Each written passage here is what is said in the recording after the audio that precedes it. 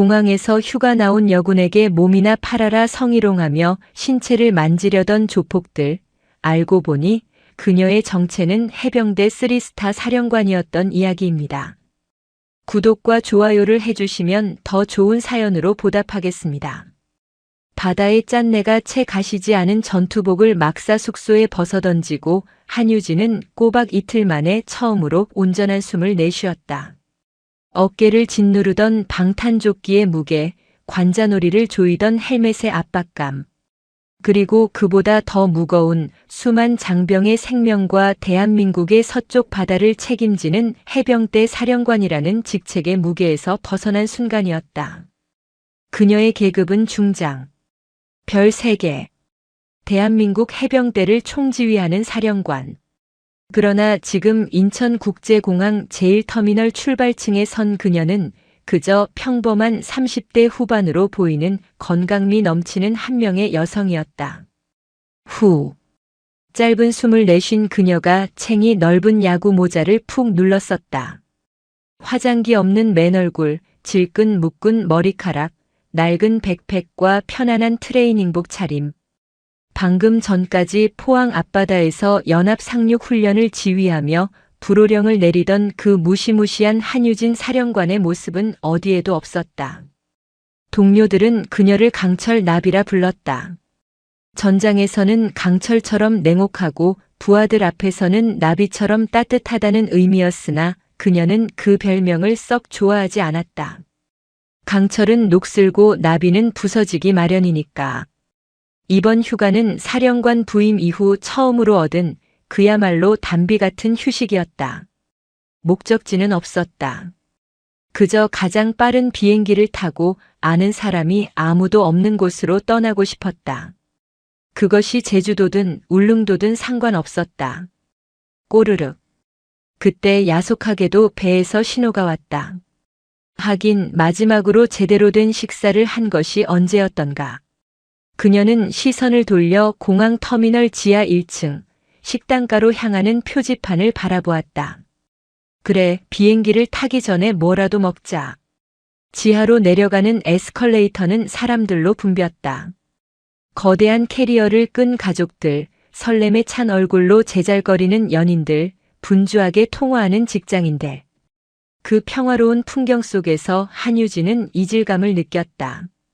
자신이 지키고자 하는 것이 바로 저런 평화였지만 정작 그녀 자신은 그 평화 속에서 단 한순간도 경계를 풀지 못했다.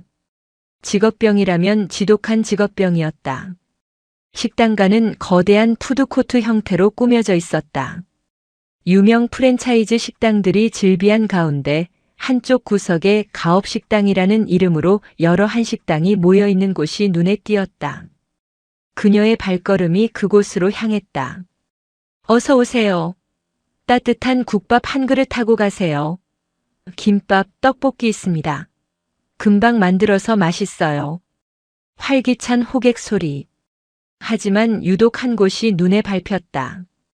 가장 구석진 자리, 진미분식이라는 작은 간판을 내건 노부부의 가게였다. 할머니는 묵묵히 김밥을 말고 있었고 할아버지는 떡볶이 판을 접고 있었다. 하지만 두 사람의 얼굴에는 수심이 가득했다. 가게 앞 테이블은 텅 비어 있었고 다른 가게의 활기와는 대조적으로 침체된 분위기가 흘렀다. 한유진은 망설임 없이 그곳으로 걸어갔다. 저기 할머니, 김밥 한 줄이랑 떡볶이 1인분 포장될까요? 그녀의 목소리에 할머니가 화들짝 놀라며 고개를 들었다. 주름진 눈가에 경계심이 스쳤다. 아, 네. 금방 해드릴게요. 할머니가 다급하게 김밥을 말기 시작할 때였다. 어이 씨발. 오늘따라 파리 새끼들만 꼬이네. 고막을 찢는 듯한 거친 목소리가 푸드코트 전체에 울려 퍼졌다. 소리가 난 곳은 진미분식 바로 옆 인천 가락이라는 이름의 설렁탕 집이었다.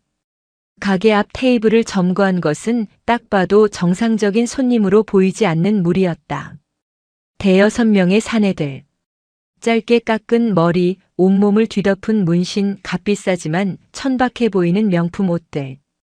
그들은 이미 얼큰하게 취해 있었고 테이블 위에는 소주병이 나뒹굴고 있었다. 사장, 이 개새끼야. 이딴 걸레 빤 물을 설렁탕이라고 팔아? 무리의 우두머리로 보이는 덩치가 산만 한 사내가 설렁탕 그릇을 테이블에 내동댕이 쳤다. 뽀얀 국물이 바닥에 튀었고 설렁탕 집 사장이 겁에 질린 얼굴로 달려나왔다. 손님. 무슨 문제라도. 문제가 뭐냐고. 내 대가리가 문제지. 사내가 사장의 멱살을 잡았다. 사장은 중년의 남성이었지만 거구의 사내 앞에서는 어린아이처럼 무력했다. 우리 공항 상사에서 내놈 가게 관리해주니까 아주 눈에 뵈는 게 없지? 상납금이 밀렸으면 무릎 꿇고 빌기라도 해야 할 거 아냐? 이따위 존물 같은 걸 국물이라고 내나? 공항 상사. 한유진의 눈썹이 미세하게 꿈틀거렸다. 공항 내 상인들을 상대로 불법적인 자릿세나 보호비를 뜯어내는 조폭 혹은 그에 준하는 양아치 집단임이 분명했다. 마광철 사장님. 제발. 요즘 장사가 너무 안 돼서.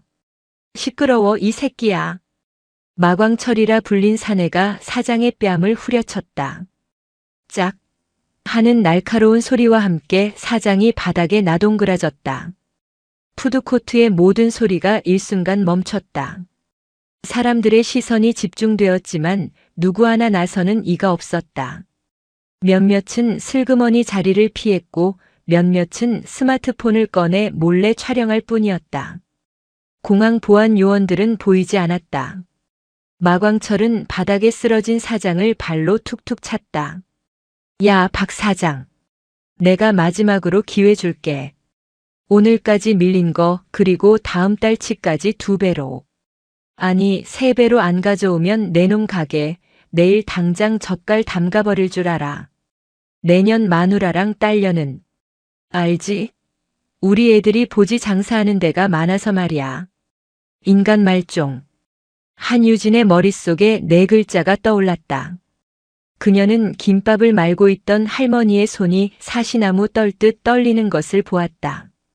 할아버지 역시 입술을 깨문 채 고개를 숙이고 있었다. 저들의 다음 타깃은 이 노부부일 것이 뻔했다. 마광철이 침을 퇴 뱉고 일어서려던 순간 그의 시선이 진미분식에 멈췄다. 그리고 그곳에 서 있는 한유진을 발견했다. 어쭈? 그의 더러운 입가가 비틀어졌다. 저긴 또 뭐야? 씨발, 오늘 물 줬네. 마광철이 비틀거리며 한유진에게로 걸어왔다. 그의 부하들도 히히덕거리며 뒤따랐다. 한유진은 모자를 더 깊게 눌렀으며 떡볶이를 젓던 할아버지의 앞을 가로막듯 반걸음 옆으로 섰다. 그녀의 등 뒤에서 노부부의 겁에 질린 숨소리가 들렸다. 폭풍이 그녀를 향해 정면으로 다가오고 있었다. 마광철이 한유진의 코앞까지 다가왔다. 역한 술 냄새와 싸구려 향수 냄새가 뒤섞여 코를 찔렀다. 그는 위아래로 한유진을 훑어보았다. 편안한 트레이닝복은 오히려 그녀의 탄탄하고 균형 잡힌 몸매를 고스란히 드러내고 있었다. 야, 아가씨 몸매 죽이는데 어디 체육했어? 마광철이 음흉하게 웃으며 물었다. 그의 시선은 노골적으로 그녀의 가슴과 엉덩이를 향했다. 비켜주시죠. 한유진의 목소리는 차가웠다. 감정 없이 낮게 깔린 목소리. 하지만 마광철은 그것을 두려움의 표현이라 멋대로 해석했다. 뭘 비켜 이년아. 내가 뭔데. 뒤따라온 부하 중 하나가 거들었다. 형님, 저 여자 저탱이 좀 보십시오. 아주 그냥 트레이닝복 찍고 나오겠습니다. 저런 년이 밤에는 또 얼마나 죽여줄까. 크크크. 야 아가씨. 우리랑 같이 놀래? 저런 늙은이들 떡볶이나 먹지 말고. 오빠들이 공항 호텔 스위트룸에서 제대로 모셔줄게. 응? 마광철이 누런 이를 드러내며 웃었다. 그의 손이 한유진의 어깨를 향해 뻗어왔다. 그때였다. 한유진의 어깨가 미세하게 움직였다. 마광철의 손이 닿기 직전 그녀는 마치 그 자리에 없었던 것처럼 반보 뒤로 물러났다. 마광철의 손이 허공을 갈랐다. 마광철이 순간 당황한 사이 한유진이 입을 열었다. 당신들 지금 공항보안법 위반 및 공무집행, 아니 업무방해, 협박, 폭행 혐의를 저지르고 있는 겁니다. 당장 그분께 사과하고 여기서 떠나십시오. 뭐? 이 미친년이 지금 뭐라는 거야? 마광철의 얼굴이 불그락푸르락해졌다. 감히 계집년이 자신에게 명령을 했다는 사실에 이성이 끊어지는 듯 했다. 야, 이 씨발년아. 내가 지금 누군지 알고 지저대? 내 보지는 얼마짜리냐? 구멍 하나에 1,000만 원씩 쳐주랴? 아니면 똥구멍까지 싹싹 핥아줄까? 말만 해, 이 개갈보년아.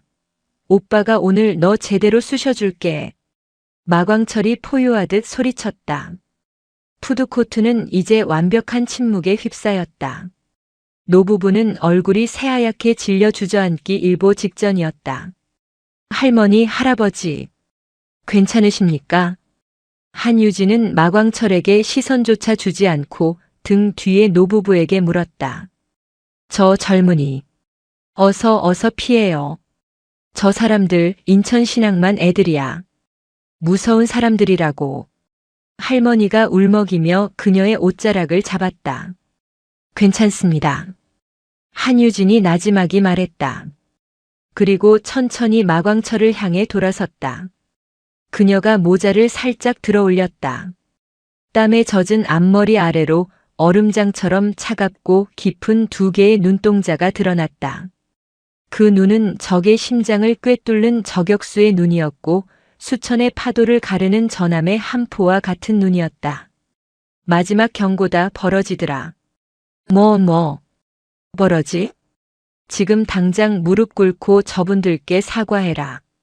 그리고 내 놈들이 기생하는 공항 상사라는 곳 오늘부로 내가 뿌리 뽑을 테니 그렇게 알아라. 에이, 이게 씨발년이 진짜 돌았나? 마광철이 이성을 잃고 주먹을 휘둘렀다. 공기를 가르는 소리와 함께 거대한 주먹이 한유진의 안면을 향해 날아들었다. 피해요. 할머니의 비명이 터져 나왔다. 하지만 한유진은 피하지 않았다. 그녀는 날아오는 주먹을 향해 정면으로 한 걸음 내디뎠다. 마광철의 눈에 당황한 기색이 스쳤다. 너무 가까웠다. 파각. 한유진의 손날이 마광철의 팔꿈치 안쪽 접히는 부분의 신경다발을 정확하게 가격했다. 인간이 가장 극심한 고통을 느낀다는 급소였다. 마광철의 주먹은 힘을 잃고 한유진의 어깨를 스치지도 못한 채 떨어졌다. 그는 자신의 팔을 감싸 쥐며 비명을 질렀다. 이 인연이. 뒤에 있던 부하 2명이 동시에 덤벼들었다. 한 명은 그녀의 머리채를 잡으려 했고 다른 한 명은 발길질을 날렸다. 한유진의 몸이 물 흐르듯 움직였다. 머리채를 잡으려던 놈의 손목을 잡아채 그대로 어깨 너머로 넘겼다. 우지끈하는 소리와 함께 남자의 어깨가 탈골되었다.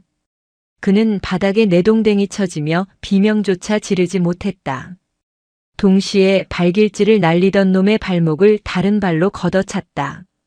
중심을 잃은 놈이 앞으로 고꾸라지자 한유진은 그의 뒷목을 잡아채 바닥에 처박았다. 쿵하는 둔탁한 소리. 순식간에 3명이 쓰러졌다. 남은 부하들은 얼어붙었다. 술이 확 깨는 듯 했다. 뭐야? 저 여자? 한유진은 가볍게 목을 풀었다. 그녀의 눈이 팔을 붙잡고 신음하는 마광철을 향했다. 내 놈들 해병대 특수수색대에서 단련된 무적도라는 걸 들어봤나? 무슨 사람 잡는 기술이지. 한유진이 천천히 마광철에게 다가갔다. 마광철은 뒷걸음질 쳤다. 공포였다. 저 여자의 눈은 사람의 눈이 아니었다. 오지마. 이 미친년아. 오지마. 그가 겁에 질려 소리치며 뒤로 넘어졌다. 그때였다. 거기까지. 다들 멈춰. 둔탁한 구둣발 소리와 함께 제복을 입은 공항경찰단 소속 경찰관들이 들이닥쳤다. 대여섯 명의 경찰들이 순식간에 현장을 둘러쌌다. 마광철은 경찰들을 보자마자 아픔도 잊은 듯 얼굴이 환해졌다. 아, 고 반장. 고 반장. 나야 마 사장. 그는 넘어진 채로 손을 흔들며 외쳤다. 이 미친년이 갑자기 와서 우리를 다 때려 눕혔어. 어서 전현 체포해. 당장. 경찰들을 이끌고 온 고 반장이라 불린 중년의 경찰이 곤혹스러운 표정을 지었다. 그의 이름은 고태석. 공항경찰단의 반장이었다. 그는 마광철과 그 뒤에 공항 상사로부터 정기적으로 뇌물을 받아먹고 있던 부패 경찰이었다. 고태석은 바닥에 쓰러진 마광철과 그의 부하들, 그리고 멀쩡하게 서 있는 한유진을 번갈아 보았다. 아니, 저 마 사장님, 이게 어찌 된 일입니까? 어찌 되긴, 전현이 저 미친년이 우리를 팼다니까. 당장 수갑 채워. 공무집행. 아니, 폭행 현행범이잖아. 고태석이 한유진을 노려보았다. 아무리 봐도 평범한 여자였다. 체격이 다부져 보이긴 했지만 건장한 남성 넷을 저렇게 만들었다는 것이 믿기지 않았다. 당신, 신분증 좀 봅시다. 그리고 당신을 폭행 현행범으로 체포합니다. 변호사를 선임할 수 있으며. 고태석이 기계적으로 말하며 한유진에게 다가갔다. 한유진은 그를 물끄러미 바라보았다. 그녀의 입가에 차가운 미소가 걸렸다. 체포? 좋습니다. 그녀는 백팩을 뒤지는 대신 자신의 주머니에서 스마트폰을 꺼냈다. 그리고는 어디론가 전화를 걸었다. 고태석이 의아한 표정으로 그녀를 바라보았다. 지금 뭐 하는 겁니까? 전화 내려놔요. 한유진은 아랑곳하지 않고 낮은 목소리로 통화를 시작했다. 나다. 한 사령관이다. 고태석이 멈칫했다. 사령관?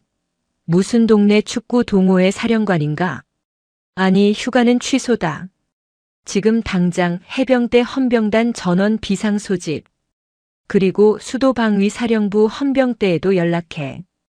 합동수사팀 꾸려. 즉각 출동시킨다. 위치는 인천국제공항 제1터미널 지하 1층 푸드코트. 공항 상사라는 조폭놈들이랑 여기 공항경찰단 놈들이 유착한 정황이 포착됐다. 내가 지금 그 유착의 증거물인 고태석 반장이랑 대치 중이다.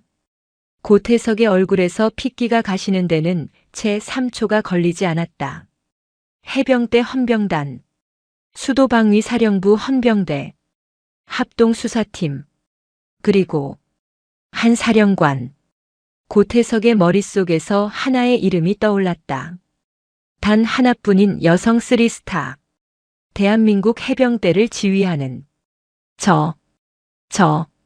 혹시 성함이. 고태석이 사시나무 떨듯 떨며 물었다. 한유진이 통화를 마친 스마트폰을 내리며 그를 향해 얼음장 같은 미소를 지었다. 해병대 중장 한유진. 해병대 중장 한유진. 그 이름이 고태석의 머리를 망치처럼 내리쳤다. 그는 다리가 풀려 하마터면 그 자리에 주저앉을 뻔했다. 공항경찰단이 아무리 치안을 담당한다지만 그들은 경찰이었고 저 여자는 군인이었다. 그것도 현역 별 3개의 해병대 사령관. 사령관님. 이게 무슨 오해십니다. 고태석이 허둥지둥 경례를 붙이려다 자신이 경찰임을 깨닫고 어정쩡한 자세로 손을 내렸다. 그의 얼굴은 식은땀으로 번들거렸다. 오해? 한유진이 차갑게 반문했다. 그녀의 시선은 고태석을 넘어 그의 뒤에 서 있는 다른 경찰관들을 향했다. 그들 역시 당황한 기색이 역력했다. 당신들 경찰 제복 입고 저런 쓰레기들 뒷배나 봐주는 게 당신들 임무인가? 국민의 세금으로 월급 받으면서 저런 깡패놈들한테 상납이나 받고 있었다는 소리다. 그게 오해가 아니면 뭐지? 아닙니다. 절대 아닙니다. 저는 마광철 저 사람.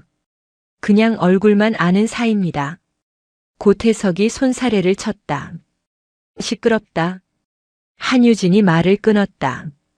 그녀의 목소리에는 거스를 수 없는 위압감이 실려 있었다. 거기 방금 나한테 미친년 갈보년이라고 했던 놈. 그녀가 바닥에 쓰러져 있던 마광철을 턱짓으로 가리켰다. 마광철은 이미 상황 파악이 끝난 듯 덜덜 떨면서도 어떻게든 이 상황을 모면하려 애썼다. 저기, 누님. 아니, 사령관님. 제가 술이 떡이 돼서 사람을 잘못 봤습니다. 제발 한 번만 내 놈의 더러운 주둥이로 내 이름을 부르지 마라. 한유진의 눈이 번뜩였다. 내 놈들이 저지른 죄는 첫째, 공공장소에서의 소란 및 폭력. 둘째, 선량한 상인들에 대한 갈취 및 협박. 셋째, 그녀는 고태석을 노려보며 말을 이었다. 국가 공무원의 부패를 조장하고 이에 결탁하여 국가 안보시설인 공항의 질서를 문란케 한 죄. 그리고 넷째, 한유진이 자신의 어깨를 툭툭 털었다. 현역 군인, 그것도 대한민국 해병대 사령관에 대한 모욕 및 폭행 미수. 내 놈 목숨이 몇 개라도 모자랄 거다. 마광철의 얼굴이 백지장처럼 하얗게 질렸다. 그때였다. 와! 푸드코트 저편에서 수십 개의 전투화가 바닥을 내리찍는 소리가 울려 퍼졌다. 정적이 감돌던 공항 지하가 순식간에 군화 소리로 가득 찼다. 모두 물러서. 헌병이다. 검은색 베레모 헌병 완장을 찬 해병대 헌병단연 군사경찰단 소속 대원들이었다. 그들은 번개같이 달려와 푸드코트 전체를 완벽하게 통제했다. 날카로운 눈빛, 일사불란한 움직임. 방금 전까지의 경찰들과는 차원이 다른 군기가 현장을 압도했다. 사령관님께 경례. 필승. 헌병단장을 필두로 한 대원들이 한유진을 향해 일제히 거수 경례를 붙였다. 필승. 수고한다. 한유진이 가볍게 목례로 답했다. 그녀가 헌병단장에게 다가가 낮은 목소리로 지시했다. 여기 있는 공항 상사놈들 전원 체포해서 해병대 사령부로 압송한다. 저기 저 경찰관 고태석 반장 포함한 공항경찰단 일부도 연행해. 수사에 협조가 필요할 거다. 알겠습니다. 헌병단장이 즉각 명령을 하달했다. 뭐들 하는 거야? 여긴 경찰 관할 구역이야. 군인이 왜 민간인을 체포해? 고태석이 마지막 발악을 했다. 헌병단장이 그를 차갑게 돌아보았다. 사령관님에 대한 모욕 및 폭행 미수는 명백한 군 형법 적용 대상이다. 또한 이곳 인천국제공항은 국가중요시설 가급에 해당하는 군사작전 지역이기도 하지. 우리가 당신들을 체포하지 못할 이유가 있나? 그게. 고태석 씨, 당신의 뇌물수수 혐의는 우리가 아니라 저기 뒤에 오시는 분들이 더 관심이 많을 것 같군.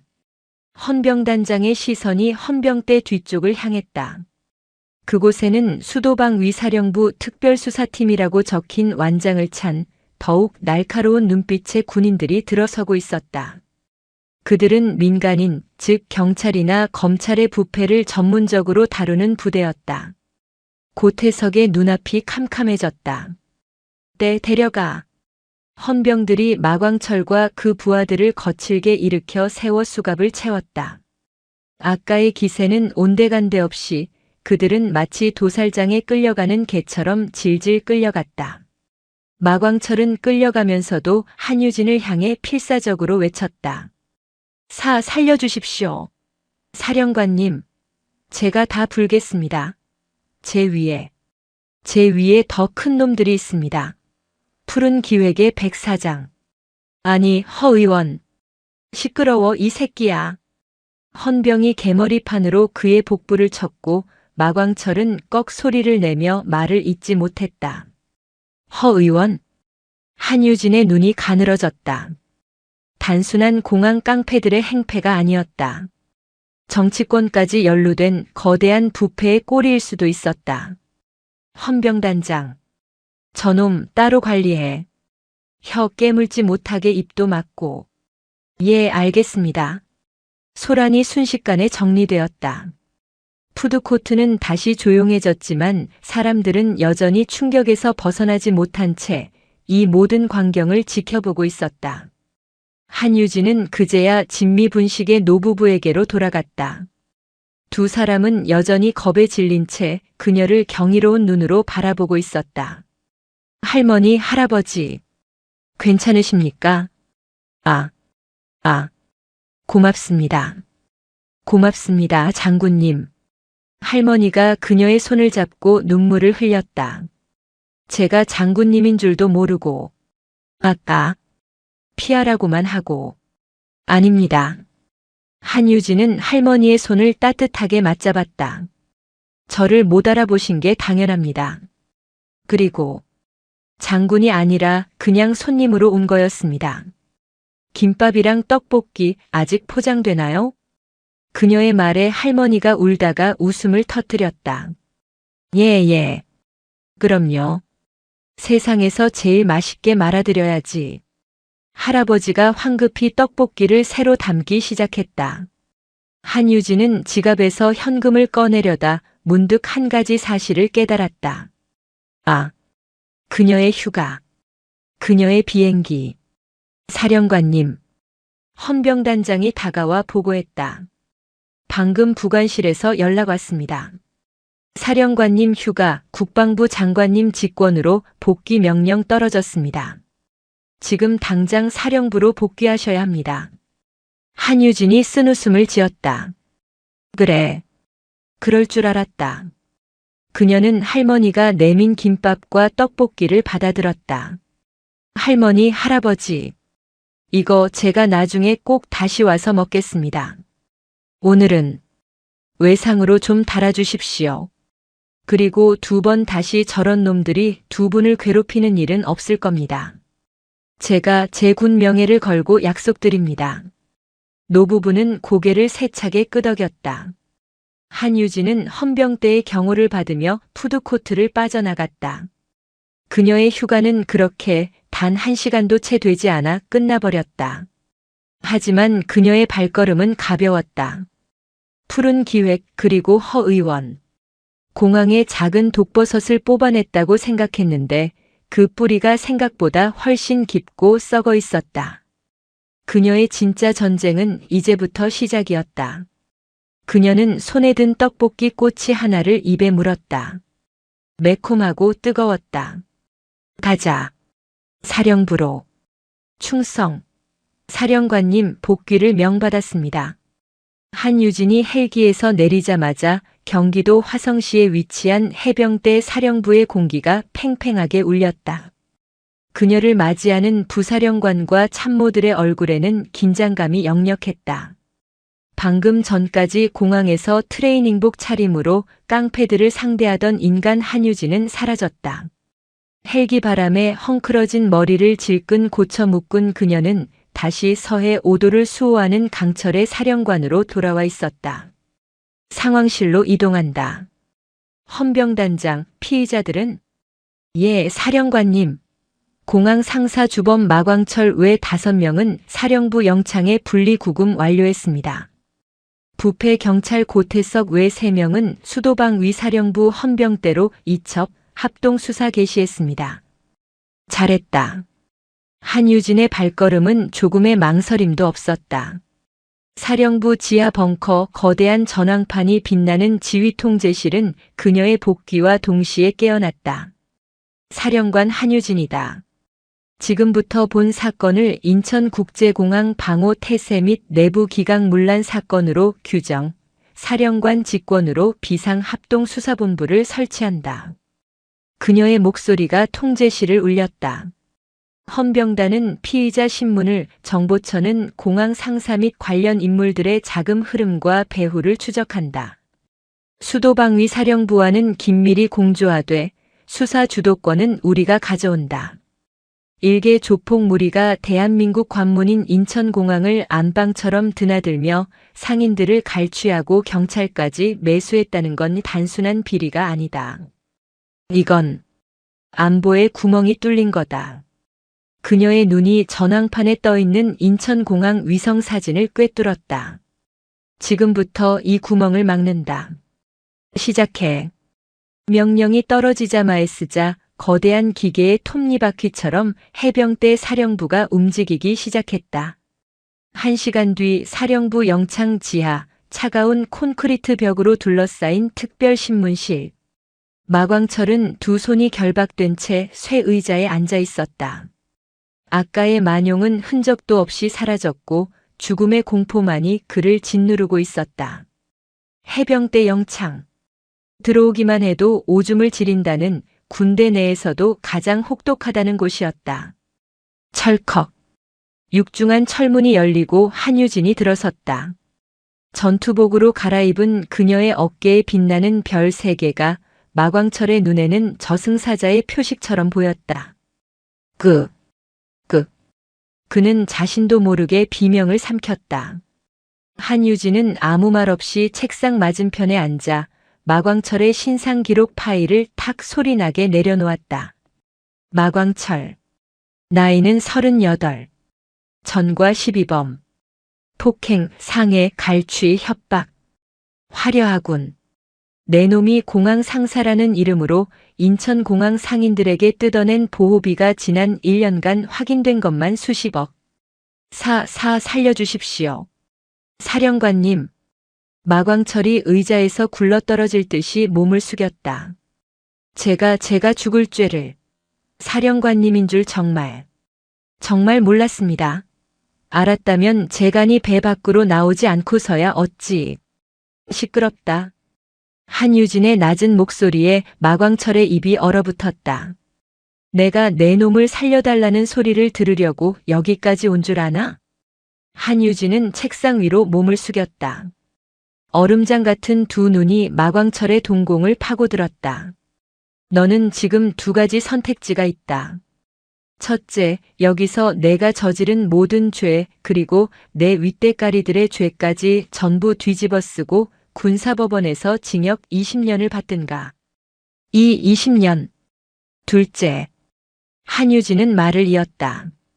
내가 아는 모든 것을 불고 내가 기생하던 그 썩은 뿌리를 내 손으로 뽑아내는데 협조하는 거다. 그러면 내 놈이 아까 나한테 했던 그 역겨운 성희롱과 모욕죄는 잠시 눈 감아줄 수도 있지. 마광철의 눈이 흔들렸다. 그는 본능적으로 알았다. 이것이 유일한 동아줄이라는 것을. 말씀하십시오. 제가 아는 건 다 불겠습니다. 좋아. 한유진은 다시 등을 기댔다. 내 놈 뒤에 푸른 기획이라는 곳이 있다고 했지. 그리고 허 의원. 마광철은 침을 꿀꺽 삼켰다. 네. 맞습니다. 푸른 기획 대표 백상태. 그놈이 진짜입니다. 저희는 그냥 백상태가 던져주는 떡고물이나 받아먹는 행동대장이었습니다. 백상태. 그리고 허 의원은 허영심 의원 말하는 건가? 예, 맞습니다. 현역 국회의원 허영심. 그 여자가. 마광철이 무언가 말하려다 자신의 목숨이 위험해질 수도 있다는 공포에 입을 다물었다. 말해. 그 여자가 뭘 어쨌는데. 그게 백상태와 허영심 의원이 그냥 단순한 관계가 아닙니다. 두 사람 사실혼 관계라는 소문도 있고. 아무튼 공항의 모든 이권은 그 두 사람 손에서 나옵니다. 면세점 물품 밀반출, 신규 입점 업체 선정 비리, 심지어 공항 환승 구역을 통한 불법적인 사람 장사까지 한다는 소문도 들었습니다. 한유진의 미간이 좁혀졌다. 인신매매. 이건 단순한 비리를 넘어선 국제적인 범죄였다. 증거는 없습니다. 백상태 그놈 뱀 같은 놈이라 절대 꼬리를 안 남깁니다. 모든 거래는 차명으로 하고 저희 같은 놈들을 방패막이로 내세웁니다. 그럼 넌 쓸모가 없군. 한유진이 자리에서 일어섰다. 자, 잠깐만요. 사령관님. 마광철이 다급하게 외쳤다. 증거는 없지만 길이 있습니다. 제가 그놈들 금고 위치를 압니다. 한유진이 걸음을 멈췄다. 백상태가 운영하는 비밀 아지트가 있습니다. 영종도에 있는 한 고급 빌라입니다. 거기서 허영심 의원이랑 매주 접대를, 아니 파티를 엽니다. 온갖 정재계 쓰레기들이 다 모입니다. 거기에 분명히 장부가 있을 겁니다. 마광철은 필사적이었다. 그리고 제 부하놈들, 아까 사령관님께 같이 잡혀온 놈들, 그놈들 중에 김 실장이라고 있습니다.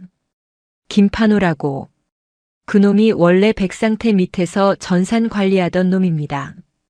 해킹 전문입니다. 그놈이라면 백상태 컴퓨터 뚫을 수 있을 겁니다. 한유진은 마광철을 물끄러미 바라보았다.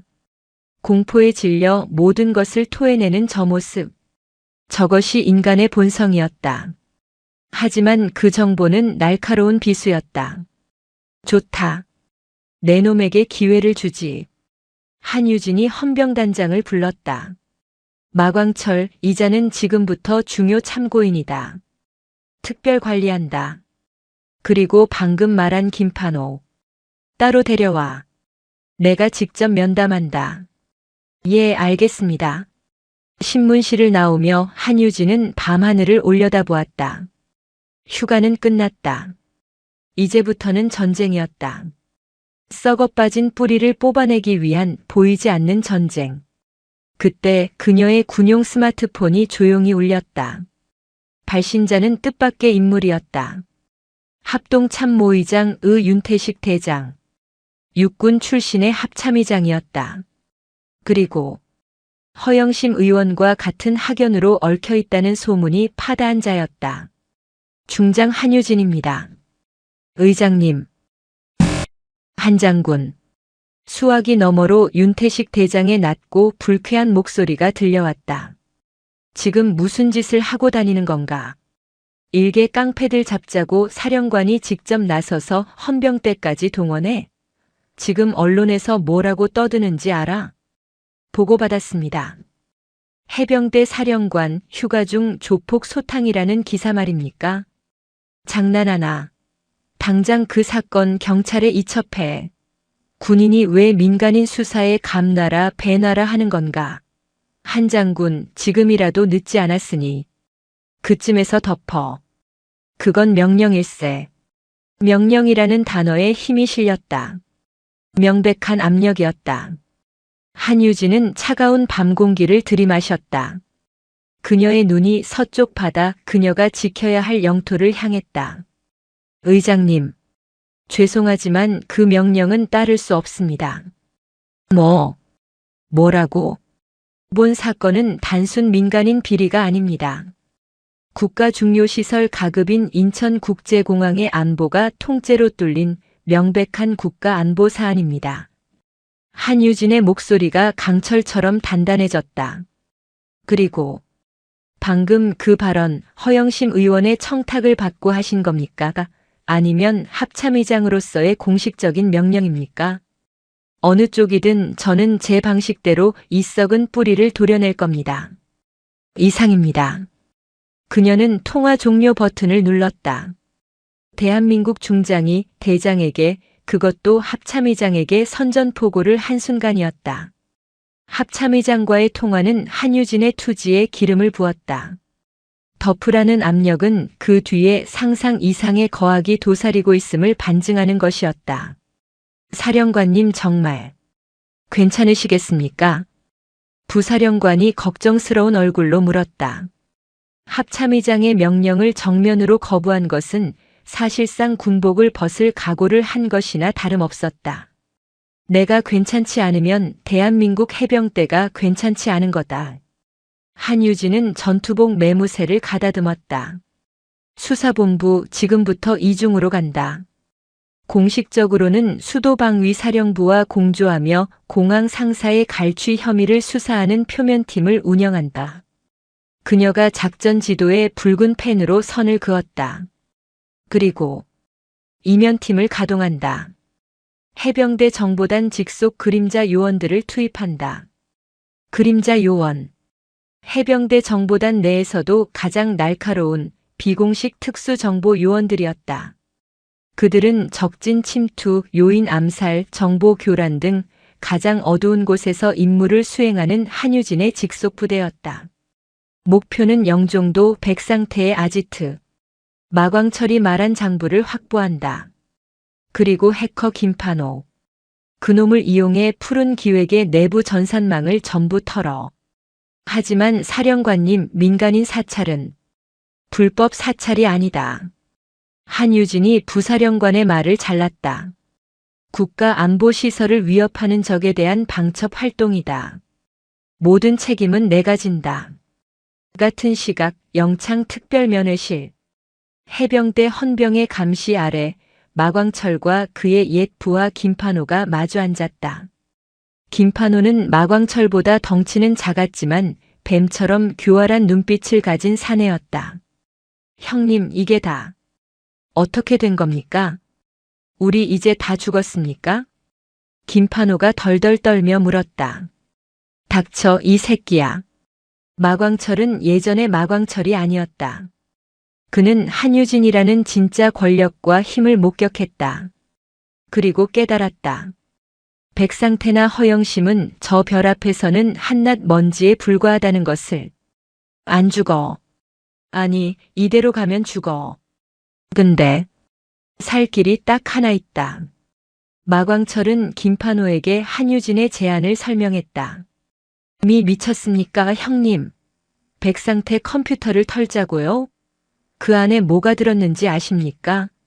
걸리면 우린 그냥 죽는 게 아니라 쥐도 새도 모르게. 그래서 마광철이 책상을 내리쳤다. 어차피 죽을 거 저 여자. 아니, 저 사령관님한테 줄 서는 게 낫지 않겠냐? 백상태 밑에 있어봐야 평생 개 취급이야. 근데 저분은 다르다고. 아까 공항에서 봤지. 그 눈빛. 그건 진짜였어. 마광철은 흥분했다. 그는 단순한 공포가 아닌 일종의 경외심을 느끼고 있었다. 자신을 개갈보년이라 모욕했던 그 깡패 두목에게 기회를 주는 저 여자의 배포. 그는 거기에 모든 것을 걸기로 했다. 형님 말은 저 사령관이라는 여자가 백상태랑 허영심을 이길 수 있다 이겁니까? 이기는 정도가 아니야, 이 새끼야. 씹어먹을 수 있다. 마광철의 눈에 광기가 어렸다. 너 백상태한테 밉보여서 여기 공항 깡패들 전산이나 만지고 있지. 내 실력 여기서 썩힐 거야? 저 사령관님이 내 실력 인정해준대. 내가 백상태 대가리만 제대로 따오면 너 새 사람 만들어준다고 하셨어. 새 사람. 그 한마디에 김판호의 눈빛이 변했다. 알겠습니다, 형님. 해보겠습니다. 백상태 그놈이 쓰는 서버. 제가 심어놓은 뒷문이 있긴 합니다. 그놈이 저를 너무 얕봤죠. 작전은 신속하게 진행되었다. 그날 밤 검은 파도가 몰아치는 영종도 앞바다. 어둠보다 더 짙은 검은색 작전복을 입은 해병대 그림자 요원 3명이 고무보트에서 내려 백상태의 호화 빌라가 있는 절벽 아래로 접근했다. 알파 포인트 진입. 경계 이상 무. 브라보 감시 카메라 확인. 사각지대 확보. 찰리 절벽 등반 개시. 그들은 소리 없이 절벽을 올랐다. 빌라에서는 요란한 음악 소리와 남녀의 교성이 새어나오고 있었다. 마광철의 말대로 파티가 한창이었다. 같은 시각 해병대 사령부 지하 벙커. 김판호가 정보단 요원들의 감시 아래 군용 슈퍼컴퓨터 앞에 앉아 있었다. 시작합니다. 푸른 기획 메인 서버 뒷문으로 접근 시도. 김판호의 손가락이 현란하게 키보드를 두드렸다. 모니터의 의미를 알 수 없는 코드들이 폭포수처럼 쏟아졌다. 방화벽. 젠장, 평소보다 3겹이나 더 쳤잖아. 백상태 그놈 뭔가 냄새를 맡았나. 시간 없어. 10분 안에 뚫어. 정보단장의 재촉에 김판호의 이마에 땀이 맺혔다. 한편 영종도 빌라. 절벽을 타고 오른 찰리가 2층 테라스에 발을 디뎠다. 내부가 훤히 보였다. 목표. 허영심 의원 확인. 백상태 확인. 그리고 요원의 목소리가 순간 굳었다. 사령관님, 예상치 못한 인물입니다. 합참의장 윤태식입니다. 지휘 통제실의 공기가 순간 얼어붙었다. 한유진의 눈이 가늘어졌다. 합참의장이 조폭과 부패 정치인의 비밀 파티에 함께하고 있었다. 녹화, 녹음. 모든 걸 담아. 예, 알겠습니다. 빌라 내부에서는 3사람의 추악한 대화가 오가고 있었다. 아, 의장님. 너무 걱정 마십시오. 그 한유진이라는 년, 그거 아주 미친년입니다. 허영심 의원이 윤태식 대장의 잔에 술을 따르며 교태 섞인 목소리로 말했다. 듣자 하니 육군 참모총장한테도 꼬리치다 까여서 해병대로 갔다던데. 별 3개. 그거 다 윗대가리들 좆 빨아줘서 단 거 아닙니까? 안 그렇습니까, 의장님? 허허. 허 의원 말씀이 과하십니다. 윤태식이 겉으로는 웃었지만 그 말에 동조하는 눈치였다. 백상태가 끼어들었다. 의장님, 한유진 그년이 아무리 날고 기어봐야 결국 계집입니다. 사령관, 지랄하네. 보지 구멍에 미사일이라도 박았나. 그녀는 그냥 저희가 좀만 손 쓰면 됩니다. 손을. 어떻게? 마광철 그 병신 새끼는 이미 끝났고 한유진이가 지금 공항을 들쑤시고 다니는 모양인데. 의장님, 이거 하나만 막아주십시오. 백상태가 USB 하나를 내밀었다. 이거 공항 보안 시스템.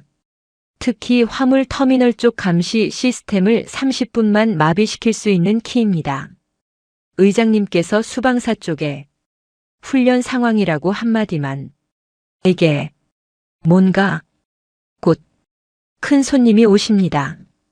아주 북쪽에서 중요한 물건을 가지고 그리고 우리는 그보다 더 중요한 답례품을 보내야 합니다.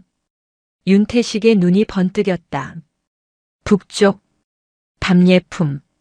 그 답례품이라는 게 설마 의장님께서도 익히 아시는 우리 군의 차세대 그것입니다. 허허. 자세한 건 아시지 않습니까? 차세대 군사기술 유출. 그것도 북한으로. 한유진은 주먹을 불끈 쥐었다. 손톱이 손바닥을 파고들었다. 이건 단순한 부패가 아니었다. 명백한 이적 행위였다. 사령관님. 그때 김판호가 다급하게 외쳤다. 뚫었습니다. 푸른 기획 내부 장부. 그런데 이상합니다. 이건 그냥 장부가 아닙니다. 암호화된 군사 기밀입니다. 북측 인사들 접촉 로그 그리고 답례품이라고 불리는 서해안 배치 신형 유도탄 설계도. 통제실에 있던 모든 이가 숨을 삼켰다. 백상태 그 새끼. 단순한 브로커가 아니었습니다. 간첩이었습니다. 찰리. 한유진이 마이크에 고함을 질렀다. 당장 그 빌라 안에 있는 놈들 전원 생포한다. 이건 방첩 작전이다. 그림자 전원 지금 즉시 강철을 발동한다. 강철 코드. 사사를 불사한 해병대 최상위 등급의 무력 진압 명령이었다. 알겠습니다. 테라스에 있던 찰리가 허리춤에서 섬광탄을 꺼내 들었다. 알파 브라보. 진입로 확보. 목표는 전원 생포. 저항시. 알지? 확인. 가자. 유리창이 깨지는 요란한 소리와 함께 대한민국에서 가장 치명적인 그림자들이 추악한 연회장으로 뛰어들었다. 쾅. 콱쾅. 빌라의 강화 유리가 산산조각 나며 칠흑 같은 어둠 속에서 3명의 그림자가 연회장 내부로 쏟아져 들어왔다. 뭐야? 악. 눈. 섬광탄이 터지며 술과 욕정에 취해 있던 백상태와 허영심, 그리고 윤태식 대장의 눈을 멀게 했다. 움직이지 마. 움직이면 쏜다. 그림자 요원 찰리의 목소리가 얼음장처럼 울렸다. 백상태가 본능적으로 허리춤에 있던 권총으로 손을 뻗었다. 그는 단순한 사업가가 아니었다. 저항한다. 퍽. 찰리는 망설이지 않았다. 소음기가 달린 권총에서 발사된 고무탄이 백상태의 손목을 정확히 맞췄다. 으악. 내 손. 백상태가 나뒹굴었고 알파와 브라보 요원이 순식간에 윤태식과 허영심을 제압했다. 이게 무슨 짓이야? 나 국회의원 허영심이야. 내 놈들 소속이 어디야? 당장 이 손 놓지 못해. 나 합참의장이야. 두 사람은 자신들의 신분을 외쳤지만 그림자 요원들은 묵묵히 그들의 손에 수갑을 채울 뿐이었다.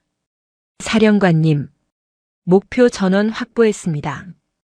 백상태는 저항 과정에서 부상을 입었으나 생명에는 지장 없습니다. 현장에서 답례품으로 추정되는 신형 유도탄 설계도 원본과 북측과의 접선 내용이 담긴 하드디스크 확보했습니다. 지하 벙커에서 보고를 받는 한유진의 얼굴은 굳어 있었다. 잘했다. 전원 사령부로 압송해. 단, 윤태식은 합참의장에 대한 예우를 갖춰서 따로 압송한다. 국방부 장관님께는 내가 직접 보고한다. 새벽녘 해병대 사령관실. 한유진은 밤새 한숨도 자지 못했다. 그녀의 앞에는 이번 사건의 1등 공신인 마광철과 김판호가 서 있었다. 그들은 더 이상 깡패나 해커가 아니었다. 국가 반역죄를 막아낸 증인이었다. 사령관님, 저희는 시키는 대로. 마광철이 감히 그녀의 눈을 마주치지 못하고 고개를 숙였다. 한유진은 자리에서 일어나 두 사람에게 다가갔다. 마광철, 김판호. 예. 너희들이 무슨 생각으로 나를 도왔는지 안다. 살고 싶어서였겠지. 두 사람의 어깨가 움츠러들었다. 하지만 너희들이 아니었다면 이 나라의 심장이 적의 손에 넘어갈 뻔했다. 너희들이 저지른 죄는 분명히 죗값을 치러야 한다. 한유진의 목소리는 여전히 단호했다. 하지만 국가 안보에 기여한 공로 역시 분명히 인정받아야 한다. 그녀는 책상 위에 있던 서류 2장을 집어들었다. 너희들의 공항 갈취 및 폭행 건은 이번 간첩 검거 공로를 참작하여 검찰의 기소 유예 및 특별 감면을 건의하겠다. 기소 유예. 마광철과 김판호의 눈이 믿을 수 없다는 듯 커졌다. 징역 20년을 각오했던 그들이었다. 대신 조건이 있다. 한유진이 두 사람을 똑바로 바라보았다. 너희들 그 주먹, 그리고 그 손가락. 다시는 썩어 빠진 놈들을 위해 쓰지 마라. 내가 너희들에게 새 사람이 될 기회를 주겠다. 너희들 같은 놈들. 어둠 속에서 주먹질이나 하던 놈들, 손가락이나 놀리던 놈들. 그 능력, 이제부터는 이곳을 위해 써라. 한유진이 사령부 창밖을 가리켰다. 해병대 정보단 산하, 사이버 및 대테러 특수임무대. 새로 창설할 거다. 예. 저희가 군대를, 너희 같은 쓰레기들을, 아니 전문가들을 모아서 진짜 쓰레기들을 청소하는 부대다. 마광철, 너는 내 부하들 데리고 대테러 전술 훈련 교관으로 써주마. 내 놈들 깡 쓸만하더군. 김판호, 너는 사이버 사령부에서 내 해킹 실력 국가를 위해 써라.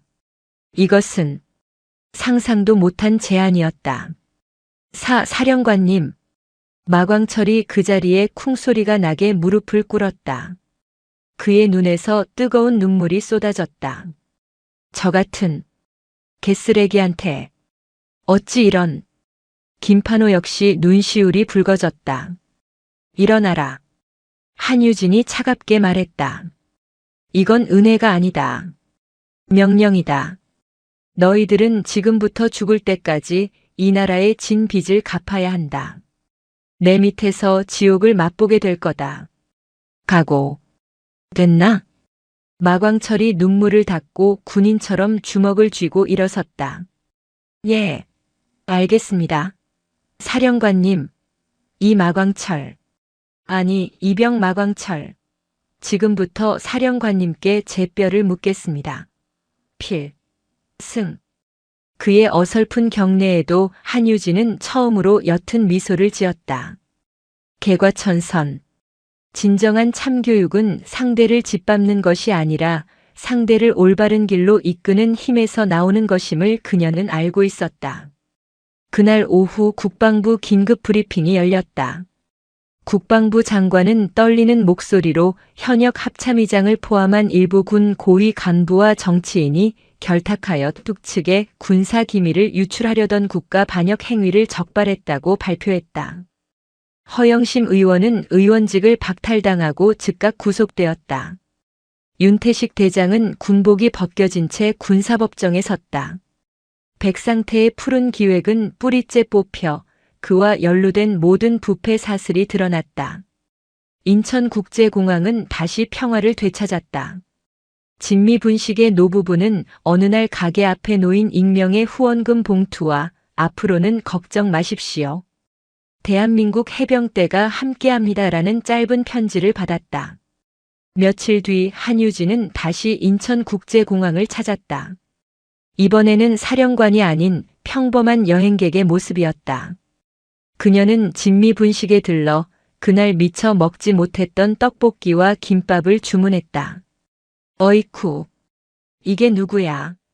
저번에 그 아가씨? 할머니는 그녀를 알아보고 반갑게 맞았다. 할머니, 저번에 외상값 갚으러 왔습니다. 한유진이 웃으며 떡볶이를 한 입 베어 물었다. 아이고 무슨. 그때 얼마나 고마웠는데. 혹시 군인 맞으시죠? 한유진은 대답 대신 맛있게 떡볶이를 먹을 뿐이었다. 그녀는 비행기에 오르지 않았다. 그저 공항이 내려다 보이는 의자에 앉아 평화롭게 오가는 사람들을 바라보았다. 그녀가 지켜낸 평화였다. 휴. 그녀가 막 눈을 감고 짧은 휴식을 취하려던 순간 주머니 속의 군용 스마트폰이 다시 진동했다. 지잉. 새로운 임무였다. 그녀의 전쟁은 아직 끝나지 않았다. 한유진은 떡볶이 마지막 조각을 입에 털어넣고 모자를 고쳤으며 일어섰다. 그녀의 눈은 다시 서쪽 바다를 향하고 있었다. 인천국제공항 진미분식의 떡볶이. 그 매콤하고 따뜻한 지극히 평범한 일상의 맛이 혀끝을 감도는 순간이었다. 한유진이 막 되찾으려 했던 그 찰나의 휴식은 주머니 속 군용 스마트폰의 날카로운 진동에 의해 산산조각 났다. 지잉. 액정에는 발신자가 뜨지 않았다. 암호화된 최상위 보안 등급의 직통 호출이었다. 청와대 국가안보실이었다. 한유진 중장입니다. 그녀는 떡볶이 꼬치를 내려놓고 일어섰다. 공항의 평화로운 소음이 순식간에 멀어졌다. 사령관님, 긴급 상황입니다. 코드 블랙입니다. 수화기 너머 국가안보실장의 다급한 목소리가 그녀의 고막을 때렸다. 코드 블랙. 전면전 직전의 최악의 국지 도발 상황을 의미하는 암호였다. 위치, 목표, 피해. 한유진의 목소리는 순식간에 얼어붙었다. 서해 백령도입니다. 백령도 서쪽 끝단 성인봉 관측소와의 통신이 15분 전 두절됐습니다. 그리고 두절 직전 적 특작부대 침투라는 비명이 수신됐습니다. 성인봉 관측소. 한유진의 머릿속에 지도가 펼쳐졌다. 그곳은 단순한 관측소가 아니었다. 얼마 전 윤태식과 허영심이 북에 팔아넘기려 했던 대한민국의 차세대 음향 탐지 시스템 해신기 바다 신의 기운의 핵심 코어가 테스트 중인 곳이었다. 적 규모는 예측 불가입니다. 하지만 관측소 위성 여론이 완전히 소실됐습니다. 외부에서의 폭파가 아닌 내부에서 냉각 시스템이 전부 정지된 것으로 보입니다. 전문 인력의 소행입니다. 해병대 유교단 백령도 주둔 부대은 즉각 반응 부대가 출동했으나 관측소로 향하는 유일한 진입로에 강력한 폭발물이 설치되어 접근이 불가한 상태입니다. 지금 관측소 내부에서 12명의 해병대원이 인질로 잡혀있는 것으로 추정됩니다. 최악이었다. 기술 탈취와 인질극이 동시에 벌어진 것이다. 윤태식의 이적 행위는 실패했지만 그가 넘기려 했던 정보는 이미 북의 손에 일부 넘어갔고 그들은 이제 물건을 직접 가지러 온 것이었다. 알겠다. 즉시 사령부로 복귀. 아니. 한유진은 말을 바꿨다. 그녀는 방금 그녀를 공항에 내려준 해병대 1사단 소속의 기동 헬기를 돌아보았다.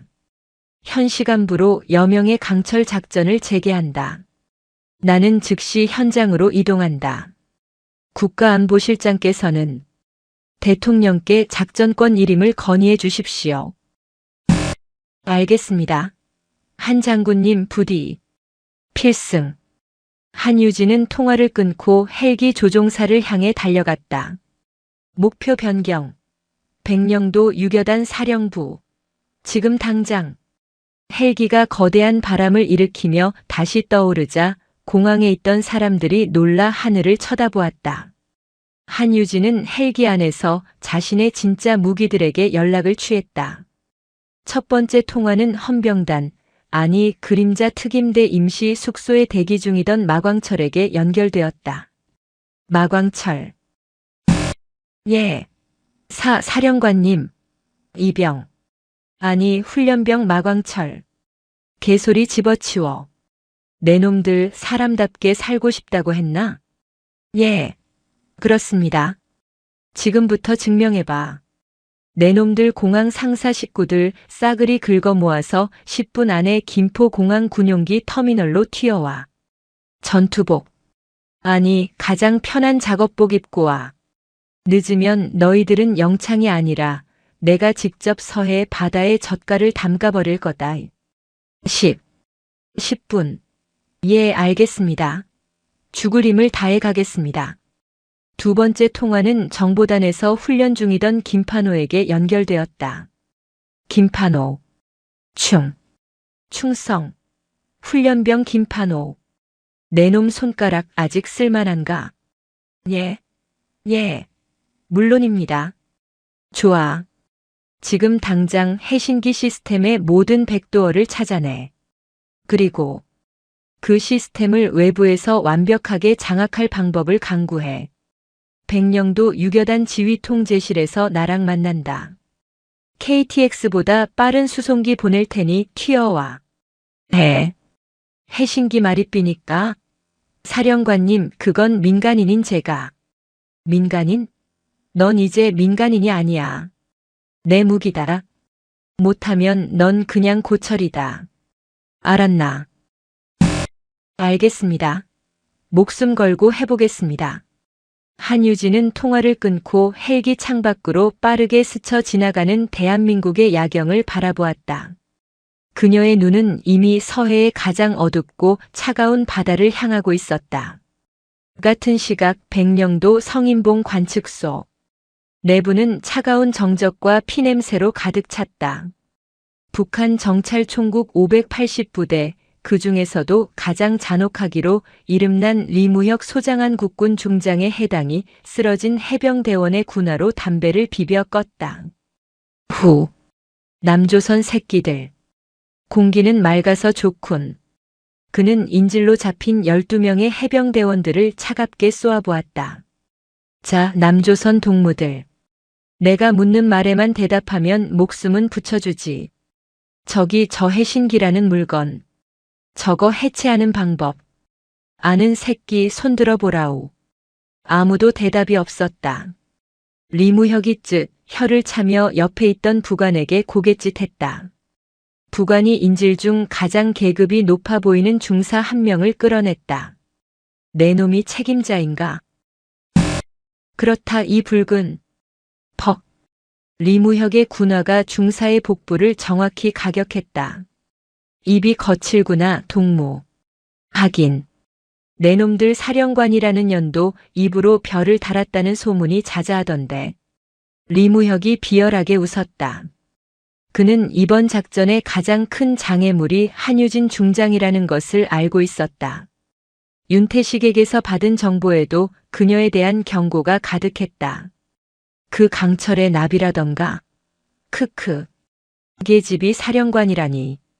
얼마나 많은 놈들 밑에서 다리를 벌려댔으면. 그년 보지는 아주 강철로 만들었나 보지. 닥쳐. 이 개새끼야. 우리 사령관님을. 중사가 피를 토하며 외쳤다. 어허. 감동적이군.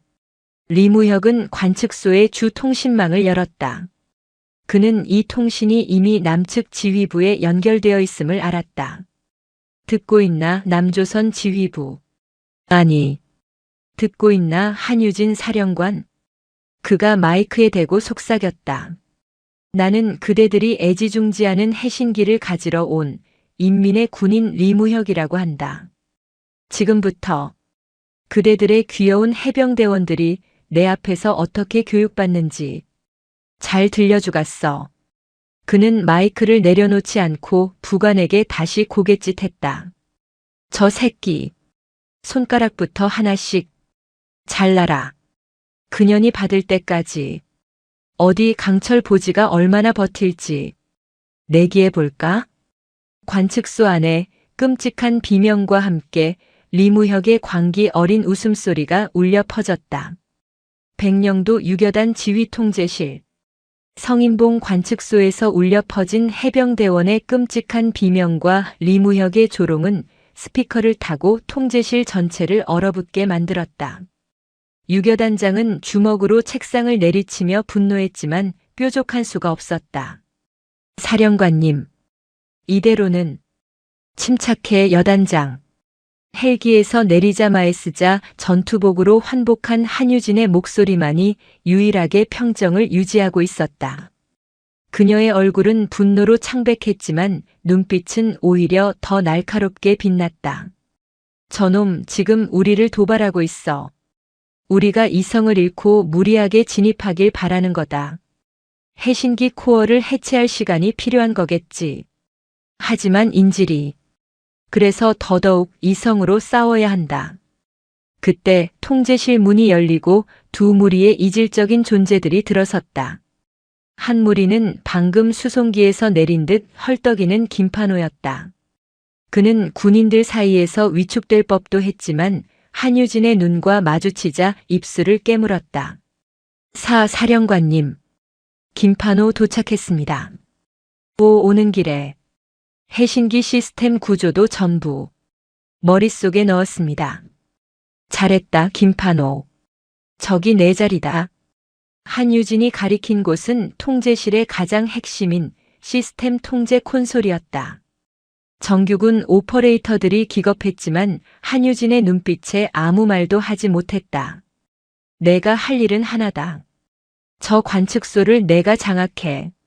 저놈들이 믿고 있는 그 철옹성을 안에서부터 무너뜨려. 할 수 있나? 사령관님이 저한테 주신 새 삶입니다. 이 손가락. 오늘 여기서 부러져도 임무 완수하겠습니다. 김판호의 눈빛이 변했다. 그는 더 이상 뒷골목의 해커가 아니었다. 그리고 다른 한 무리. 마광철과 그의 공항 상사 식구 5명이었다. 그들은 어설픈 전투복 대신 낡았지만 몸에 익은 검은색 작업복 차림이었다. 그들의 등장은 엄격한 군기에스가 잡힌 지휘통제실의 흡사 조폭 영화의 한 장면을 연출했다. 모든 장교가 숨을 죽였다. 사령관님, 부르셔서 왔습니다. 마광철 외 5명. 도착했습니다. 마광철이 땀을 뻘뻘 흘리며 어설픈 경례를 붙였다. 한유진은 그들을 차갑게 훑어보았다. 꼴들하고는 딱 똥통에 처박기 좋은 몰골이군. 예, 잘됐다. 너희들이 들어갈 곳이 딱 똥통이거든. 한유진이 거대한 작전지도 앞으로 그들을 불렀다. 여기가 성인봉 관측소다. 진입로는 적의 부비 트랩으로 막혀 있다. 정문은 강철로 된 1급 방호문이다. 적들은 지금 저 안에서 우리 해병대원들을 방패 삼아 기술을 빼내고 있다. 그녀가 지도의 한 지점을 붉은 펜으로 강하게 찍었다. 하지만 저 관측소에도 구멍이 있다. 그녀가 가리킨 곳은 관측소의 폐기물과 오수를 배출하는 지하 배설물 처리관이었다. 여긴 지도에도 제대로 나오지 않는 잊힌 통로다. 직경은 겨우 1m. 쥐새끼나 너희들 같은 놈들이 기어 들어가기엔 안성맞춤이지. 마광철의 얼굴이 하얘졌다. 사령관님, 설마 저희더러 저 시궁창으로 싫은가? 한유진의 눈이 마광철을 쏘아보았다. 싫으면 지금 당장 돌아가. 그리고 평생 공항 깡패로 살다가 이번에 내가 덮어준 죄까지 합쳐서 감옥에서 썩어. 선택은 너희들 몫이다. 마광철은 한유진의 눈을 피하지 않았다. 그는 아까 스피커에서 흘러나오던 그 역겨운 조롱과 비명을 떠올렸다. 자신도 쓰레기처럼 살았지만 저런 진짜 개새끼들은 참을 수 없었다.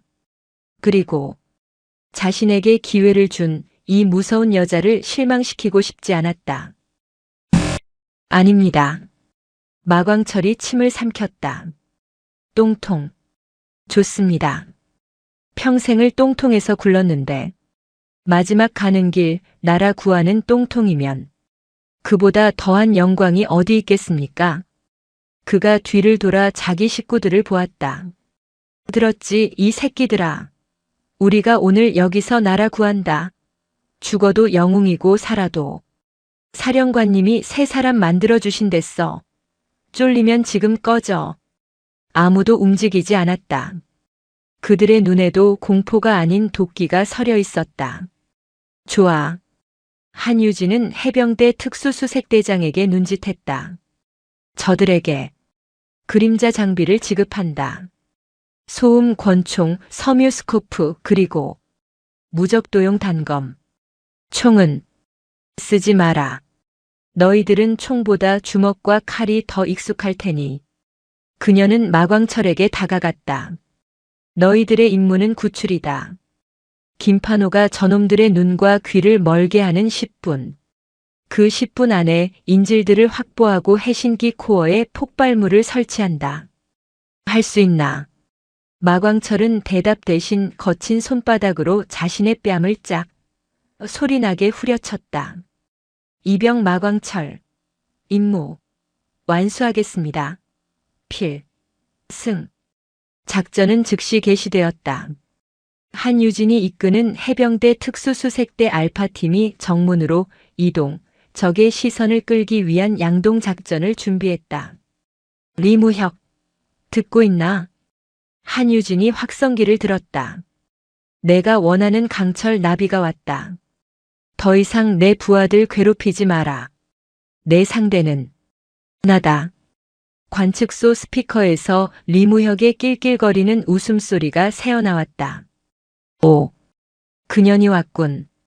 그년이 왔어. 한유진, 내래 그년 목소리 한번 듣고 싶었다. 인질들을 석방해라. 그리고 투항해. 그게 내가 살 수 있는 유일한 길이다. 살 길? 크하. 이 계집년이 아직 상황 파악이 안 되는구나. 한유진. 내년이 지금 내 앞에 있었으면 내가 내년 전투복을 찢어발기고 그 별 3개 달린 가슴팍을 내 군화발로, 아니 내 조주로 진뭉개 줬을 텐데. 왜 말이 없나? 꼴리나? 하긴 군대에서 썩은 보지는 거친 걸 좋아한다고 들었다. 내년이 지금 당장 알몸으로 기어 들어와서 내 군화라도 합는다면 인질 몇 놈은 살려줄 수도 있지. 어때? 내년에 그 비싼 구멍 내 병사들한테 포상으로 돌려볼까? 한유진의 곁에 있던 유교단장이 분노로 몸을 떨었지만 한유진은 눈 하나 깜짝하지 않았다. 그녀는 손목에 찬 시계의 초침만 바라보고 있었다. 김판호. 3, 2, 1. 지금. 그녀가 나지막이 속삭인 순간 김판호가 키보드의 엔터키를 내리쳤다. 가자, 이 썩을 놈들아. 해신기 시스템 지금부터 내가 접수한다. 夸과광. 김판호의 해킹이 시작됨과 동시에 성인봉 관측소의 모든 조명이 일제히 꺼졌다. 비상전력으로 바뀌는 찰나의 순간 리무혁이 장악했던 내부 통제 시스템이 먹통이 되기 시작했다. 뭐야? 이 개새끼들. 통신병. 뭐 하는 거야? 리무혁의 당황한 목소리가 스피커를 통해 울려 퍼졌다. 지금이다. 한유진은 차가운 시선으로 암흑에 잠긴 관측소를 바라보았다. 마광철. 똥통은 즐거웠나? 그녀의 무전기 너머로 역한 악취와 함께 마광철의 거친 숨소리가 들려왔다. 족같습니다. 사령관님. 하지만 이제 다 왔습니다. 철문 넘어가. 그놈들 안방입니다. 좋아. 지금부터 내 놈들 방식대로 참교육을 시작해. 치지직. 성인봉 관측소의 모든 것이 암흑과 혼돈에 빠졌다. 김판호가 관측소의 신경망을 장악했다. 비상등은 엉뚱한 곳에서 켜졌고 방화 셔터는 멋대로 내려왔으며 내부 통신망에서는 군가 대신 시끄러운 소음이 흘러나왔다. 이 개새끼들. 남조선 놈들이 사이버 공격을. 당장 복구해. 리무혁이 날뛰었지만 이미 늦었다. 바로 그 순간 인질들이 모여있던 해신기 코어룸의 한쪽 구석, 가장 더럽고 냄새나는 폐기물 처리구의 철제 덮개가 소리 없이 열렸다. 스르륵. 시궁창의 오물과 악취를 온몸에 뒤집어 쓴 6명의 사내, 마광철과 그의 그림자들이 지옥의 악귀처럼 기어나왔다. 북한군 보초 2명이 소리에 놀라 뒤를 돌아보았다. 누구냐? 하지만 그들은 방아쇠를 당길 틈도 없었다. 푸식. 퍽. 마광철의 손에 들린 무적도 단검이 한 놈의 목을, 다른 부하의 주먹이 다른 놈의 턱을 으스러뜨렸다. 그들은 비명조차 지르지 못하고 쓰러졌다. 총성이 울리지 않는 가장 원시적이고 잔혹한 싸움의 시작이었다. 씨발. 냄새. 마광철이 오물을 뱉어내며 인질로 잡힌 해병대원들에게 다가갔다. 그들은 공포에 질려 있었지만 마광철의 작업복에 달린 희미한 해병대 마크 한유진이 지급한 것을 보고 안도했다. 우린 사령관님이 보낸 청소부다. 마광철은 신속하게 인질들의 결박을 풀었다. 그리고 해신기 코어를 바라보았다. 거대한 기계장치였다. 김판호. 이 개새끼야. 폭탄 어디다 설치하라고. 마광철 씨. 들려요? 코어 냉각 장치. 7번 밸브에 설치해요. 내가 거기로 신호 보내면 저거 통째로 날아갈 거야. 마광철이 부하들에게 눈짓했다. 그들은 일사불란하게 움직였다. 깡패 생활로 다져진 그들의 눈치와 손발은 이런 비공식 작전에서 오히려 빛을 발했다. 같은 시각 한유진이 이끄는 알파팀은 정문을 향해 움직였다. 리무혁. 이제 내 놈의 쇼는 끝났다. 한유진. 이 계집년이 감히 내년이 내 부하들을 아직 시작도 안 했다. 쾅. 알파팀이 1급 방호문에 소형 폭약을 터뜨렸다. 문이 뜯겨나갈 정도는 아니었지만 리무혁의 이목을 끌기엔 충분했다. 전원 2층 관제실로 우회 진입한다. 리무혁은 정문이 뚫릴 것이라 예상하고 주 병력을 그곳으로 이동시켰다. 저 쌍년이 정문으로 온다. 쏴. 다 쏴 죽여. 전염만 잡아서 내래 직접 그 보지를 찢어 죽일 거다. 리무혁이 이성을 잃고 날뛰는 사이 한유진은 이미 건물의 환기구를 통해 리무혁이 숨어있는 2층 관제실로 향하고 있었다. 그녀의 손에는 KO 권총 한 자루와 무적도 단검 한 자루뿐이었다. 철컥. 관제실의 천장 환풍구 덮개가 열리고 한유진이 고양이처럼 소리 없이 바닥으로 내려섰다. 관제실 안에는 통신병을 닥달하던 리무혁과 그의 호위병 2명뿐이었다. 안녕, 리무혁. 한유진의 차가운 목소리에 리무혁이 화들짝 놀라 돌아보았다. 네. 내년이. 어떻게? 내 놈이 너무 시끄럽게 지저대서 말이지. 강철 보지 운운하던데. 직접 확인해 보시지. 에이. 쏴 죽여. 호위병 2명이 본능적으로 소총을 겨누었지만 한유진이 더 빨랐다. 탕. 2발의 총성. 정확하게 2 호위병의 미간을 꿰뚫었다. 관제실에는 한유진과 리무혁 단둘만이 남았다. 리무혁은 괴물 같은 그녀의 사격술에 순간 얼어붙었지만 이내 군화 속에 숨겨두었던 단검을 뽑아들었다. 그는 북한군 최정예 특작부대 사령관이었다. 백병전의 달인이기도 했다. 크크. 잘됐다 이년아. 내년에 그 뽀얀 목을 내래 직접 따주마. 리무혁이 거대한 덩치로 달려들었다. 하지만 그는 몰랐다. 한유진이 무적도의 최고 교관이라는 것을. 파박. 한유진은 그의 공격을 피하는 대신 정면으로 파고들었다. 그녀의 손날이 리무혁의 손목 관절을 정확히 가격했다. 리무혁이 단검을 떨어뜨리자 한유진의 팔꿈치가 지체 없이 그의 명치를 파고들었다. 숨이 막힌 리무혁이 무릎을 꿇자 한유진은 그의 머리채를 잡아챘다. 내 놈이 내 부하들 손가락을 잘랐지. 쾅. 그녀는 리무혁의 얼굴을 관제실 콘솔에 쳐박았다. 내 놈이 나를 갈보년이라 불렀지. 쾅.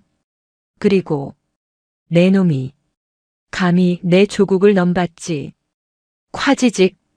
한유진은 리무혁의 오른팔을 잡아 어깨 관절을 통째로 뽑아버렸다.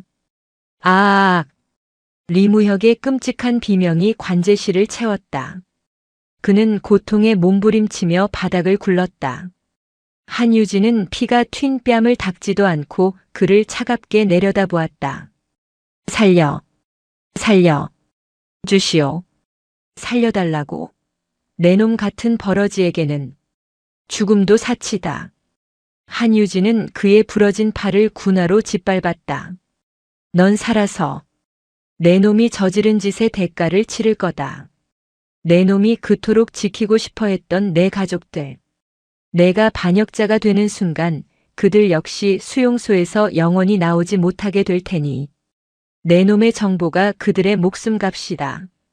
이제부터 노래해라 리무혁. 그것은 죽음보다 더한 공포. 리무혁의 눈에 절망이 떠올랐다. 그때 무전기가 울렸다. 마광철이었다. 사령관님, 인질 전원 구출. 해신기에 선물도 달아놨습니다. 근데 이 개새끼들이 문을 잠그고 튀어서 나갈 수가 없습니다. 김판호. 예, 사령관님. 저도 지금 애들이 문을 잠가서 코어룸 강제 개방. 안 됩니다. 리무혁의 부하들이 도주하며 코어룸의 방폭문을 밖에서 용접해버린 것이었다. 젠장. 한유진이 관제실 지도를 보았다. 코어룸은 지하 3층. 그녀가 있는 곳은 2층. 마광철. 버텨. 내가 지금 간다. 한유진이 관제실을 박차고 나가려던 순간 부상을 입고 쓰러져 있던 리무혁이 비상용 조명탄을 터뜨리며 숨겨둔 무전기로 외쳤다. 네. 대장 동지. 작전. 실패. 불바다를. 그것은 자폭 명령이었다. 관측소 곳곳에 설치해둔 그들의 폭약이 일제히 점화되기 시작했다. 삐읍. 관측소 전체에 자폭 타이머가 울리기 시작했다. 이런. 한유진의 눈이 커졌다. 그녀는 지하 3층의 마광철과 인질들을 그리고 유교단 지휘통제실의 김판호를 동시에 떠올렸다. 김판호, 마광철, 전원 퇴출. 사령관님. 그때 마광철이 무전기를 통해 절박하게 외쳤다. 사령관님, 안 됩니다. 저희는 틀렸습니다. 사령관님이라도. 시끄러워. 당장. 사령관님. 마광철이 그녀의 말을 잘랐다. 그의 목소리는 이상하게도 평온했다. 저 같은 쓰레기. 사람 만들어주셔서 고마웠습니다. 사령관님. 마지막으로 필승 한번 외쳐봐도 되겠습니까? 흑. 마광철. 이 계자식아. 당장. 필승. 쾅으. 마광철의 마지막 경례와 함께 김판호가 원격으로 작동시킨 해신기의 폭약과 북한군이 설치한 자폭 장치가 동시에 터졌다. 성인봉 관측소는 거대한 화염에 휩싸였다. 한유진은 폭발의 충격파에 휩쓸려 깨진 창문 밖으로 튕겨져 나갔다. 그녀의 시야에 거대한 불기둥이 마치 지옥의 꽃처럼 피어오르는 것이 마지막으로 보였다. 그녀는 의식을 잃었다. 세상이 무너지는 소리 뒤에 찾아온 것은 역설적이게도 완벽한 고요였다. 한유진은 그 고요함 속으로 한없이 가라앉았다. 칠흑 같은 어둠 속에서 그녀는 방금 전 무전기 너머로 들려왔던 마광철의 마지막 절규, 그 어설펐지만 진심이 담긴 필승이라는 두 글자를 떠올렸다. 아니, 안 돼. 그녀가 잃었던 그녀의 첫 부하였다. 서해 교전 중 자신의 미숙한 판단으로 적의 어뢰에 쓰러져간 앳된 얼굴의 그 해병. 그의 얼굴이 마광철의 피투성이 얼굴과 겹쳐졌다. 두 번은 잃지 않아. 그녀의 의식이 강철 같은 사명감이 죽음의 장막을 찢고 현실로 돌아왔다. 한유진의 눈이 번쩍 뜨였다. 고막은 터질 듯한 이명으로 가득 찼고 온몸은 깨진 유리 조각에 찔린 듯한 격통에 휩싸였다. 폭발의 충격파로 2층 관제실의 창문을 뚫고 튕겨나온 그녀는 기적적으로 건물의 잔해 더미가 아닌 폭신한 진액 비탈 위로 떨어져 있었다. 사령관님, 정신 차리십시오. 그녀를 따랐던 해병대 특수수색대 알파팀 대원들이 먼지와 피로 범벅이 된 채 그녀를 흔들고 있었다. 그들 역시 폭발에 휘말렸지만 한유진을 감싸 안고 함께 굴러떨어진 덕에 목숨을 건진 터였다. 부상자는 한유진이 가장 먼저 내뱉은 말이었다. 전원 경상입니다. 하지만 사령관님, 팔이 그녀의 왼쪽 팔이 부자연스러운 각도로 꺾여 있었다. 뼈가 부러진 것이 분명했다. 괜찮다. 한유진은 고통을 씹어삼키며 오른손으로 부러진 팔을 붙잡고 일어섰다. 그녀의 눈앞에 펼쳐진 광경은 지옥 그 자체였다. 백령도의 밤하늘을 수놓던 성인봉 관측소는 이제 거대한 불기둥과 검은 연기만을 내뿜는 무덤이 되어 있었다. 그녀의 시선은 지하 3층 코어룸이 있었던 자리, 지금은 시뻘건 불길이 역류하는 거대한 구덩이로 향했다. 그녀의 무전기는 아까부터 지독한 정적만을 토해내고 있었다. 마광철, 김판호. 그녀는 무너진 관측소 입구를 향해 비틀거리며 걸어갔다. 사령관님, 위험합니다. 추가 붕괴 위험이. 닥쳐라. 그녀는 알파팀 대장의 만류를 뿌리쳤다. 내 부하가 저 안에 있다. 내 부하. 그 한마디에 알파팀 대원들은 더 이상 그녀를 막지 못했다. 그들은 묵묵히 그녀의 앞을 가로막는 잔해를 치우며 길을 텄다. 그때 진입로의 폭발물을 제거하고 뒤늦게 도착한 유교단 증원 병력들이 현장에 도착했다. 그들은 화염에 휩싸인 관측소의 모습에 할 말을 잃었다. 전원 생존자 수색. 한 놈도 놓치지 마라. 유교단장의 고함과 함께 수백 명의 해병이 일사불란하게 움직이기 시작했다. 한유진은 화마가 집어삼킨 지하 벙커 입구에 섰다. 그녀의 군화 밑에서 아직 숨이 붙어있던 리무혁의 신음소리가 들려왔다.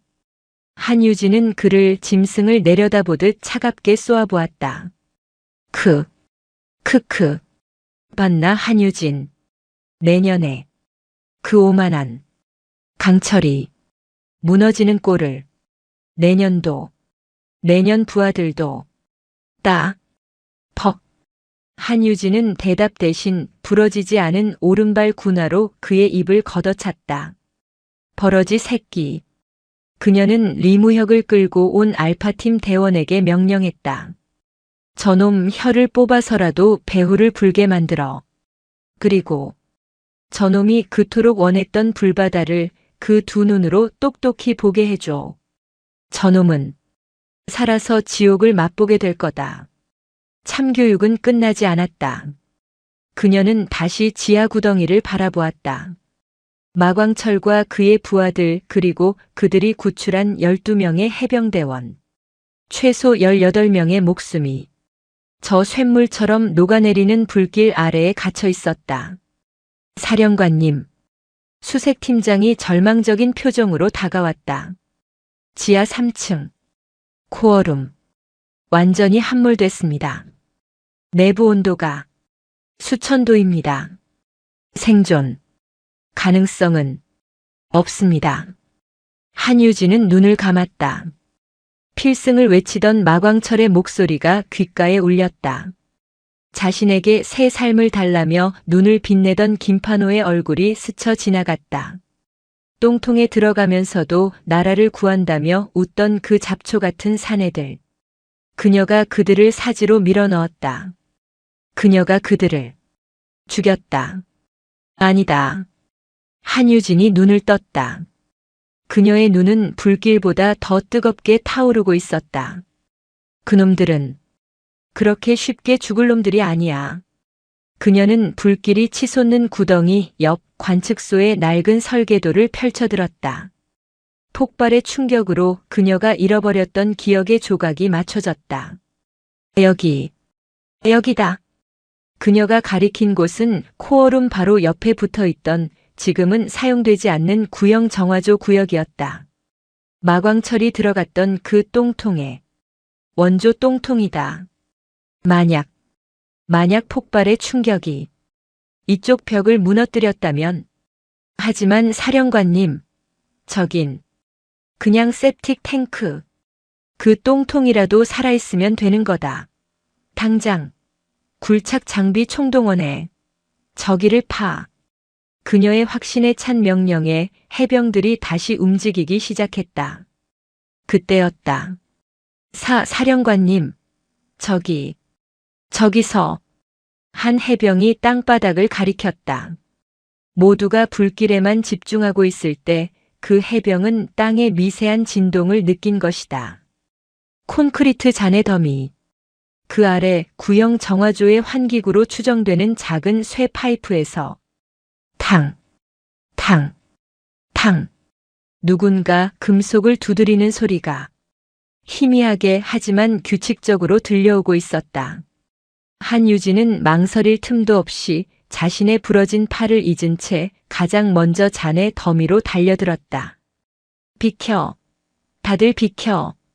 그녀는 피가 철철 흐르는 손으로 뜨겁게 달아오른 콘크리트 덩어리를 미친 듯이 파헤치기 시작했다. 사령관님, 안 됩니다. 다 비켜. 삽 가져와. 곡괭이 가져와. 수십 명의 해병이 그녀와 함께 잔해를 파헤쳤다. 얼마나 지났을까? 쾅! 거대한 콘크리트 슬라브가 치워지자 그 아래 칠흑 같은 어둠 속에서 역겨운 악취와 함께 쇠로 된 맨홀 뚜껑이 드러났다. 그리고 그 위에는 필승이라는 단어가 피로 쓰여 있었다. 알파팀 대장이 맨홀 뚜껑을 열어젖혔다. 숨막히는 악취와 함께 어둠 속에서 수십 개의 눈동자가 희미한 빛을 향해 고개를 돌렸다. 마광철이었다.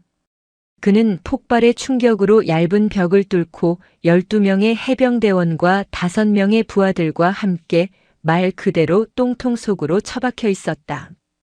온몸이 오물과 피로 뒤엉켜 사람의 형상이라고는 할 수 없었지만 그는 분명히 살아있었다. 발.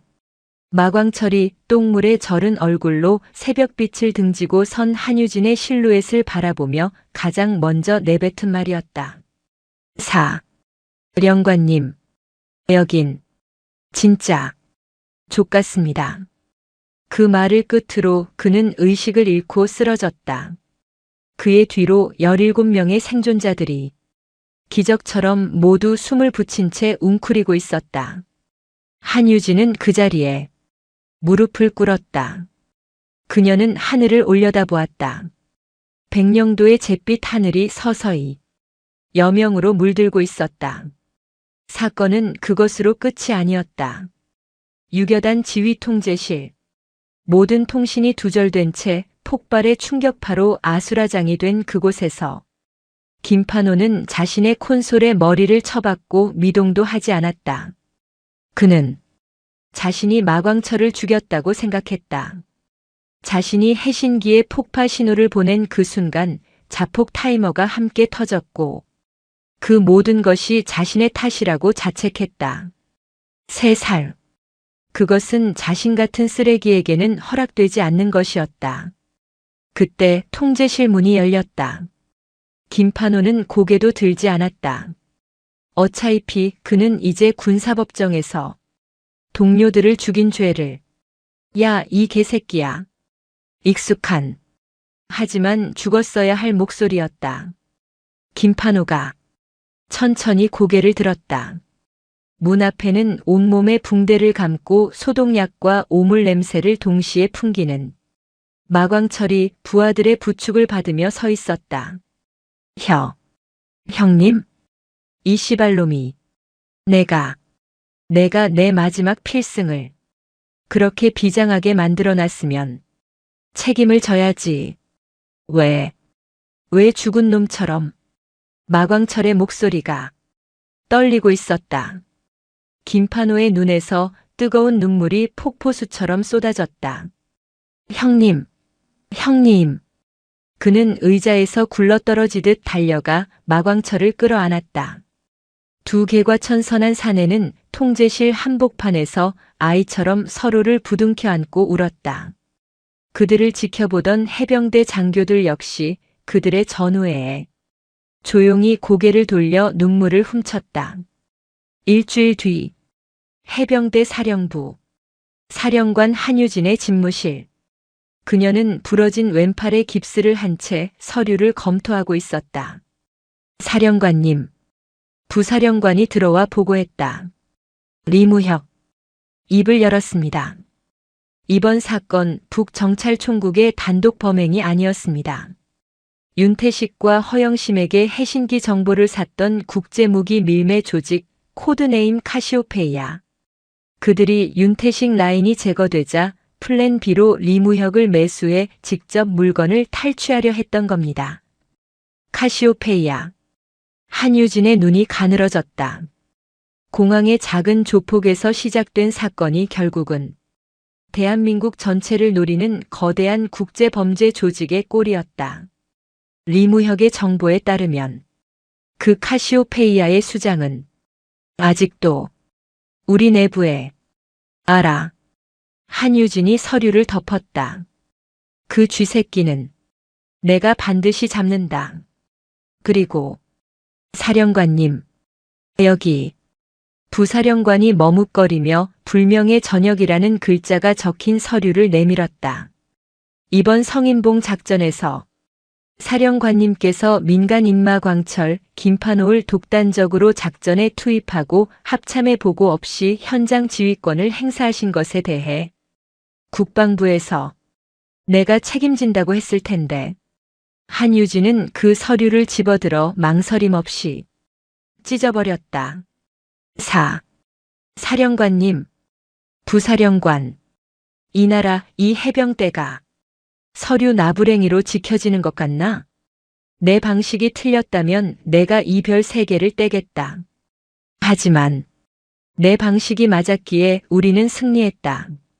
해신기라는 고철 덩어리는 잃었지만 그보다 더 중요한 사람을 얻었고 적의 실체를 알았다. 그렇지 않나? 그녀의 압도적인 카리스마에 부사령관은 고개를 숙일 수밖에 없었다. 같은 날 오후 사령부 내 연병장 구석. 한유진은 깁스를 한 채 말끔한 정장 차림의 마광철, 김판호, 그리고 5명의 전직 조폭들을 만났다. 그들은 훈장을 받지 못했다. 그들의 작전은 비공식이었기 때문이다. 사령관님. 마광철이 쭈뼛거리며 그녀에게 다가왔다. 저희 이제 뭘 하면 되겠습니까? 사령관님께서 저희를 강철로 만들어 주신다고. 한유진은 말없이 7개의 봉투를 그들에게 건넸다. 봉투 안에는 해병대 사령부 산하, 사이버 위협 대응 및 비정규전 연구소라는 이름이 박힌 민간 자문위원 위촉장이 들어있었다. 이게 뭡니까? 너희들에게 주려던 그림자 특임대는 서류상으로 만들 수 없게 됐다. 대신 한유진이 김판호를 바라보았다. 너는 이 나라 최고의 방패가 되어 우리가 가진 모든 군사시설의 보안을 점검해라. 내가 뚫었던 그 뒷문들을 내가 직접 막아. 그리고 그녀는 마광철을 바라보았다.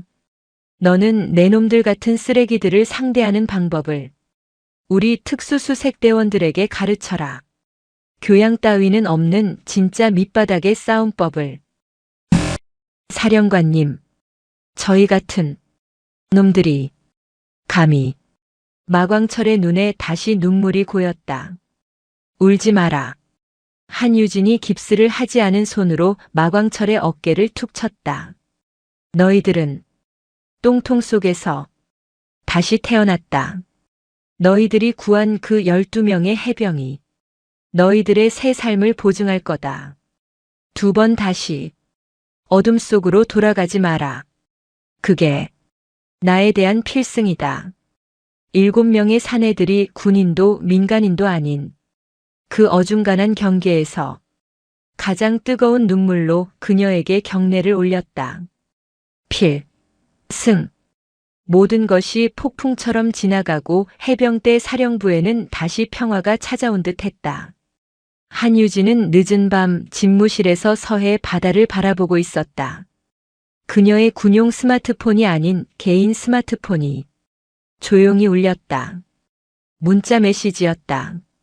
발신자는 인천공항 진미분식. 장군님. 아니 고마운 손님. 덕분에 요새는 아무도 우리를 괴롭히지 않습니다.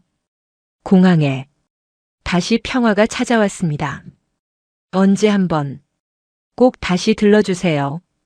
세상에서 제일 맛있는 떡볶이 대접해 드릴게요. 한유진은 그 문자를 한참이나 바라보았다. 그녀가 지키려 했던 것, 그녀가 지켜야만 하는 것, 그것은 거창한 이념이나 빛나는 훈장이 아니었다. 그저 공항 식당에서 떡볶이를 파는 노부부의 저 평화로운 일상이었다. 그녀는 부러진 팔의 고통도 잊은 채 처음으로 희미하게 웃었다. 하지만 그녀의 눈은 여전히 서쪽 바다의 가장 깊은 어둠 카시오페이아가 숨어있는 그곳을 향해 있었다.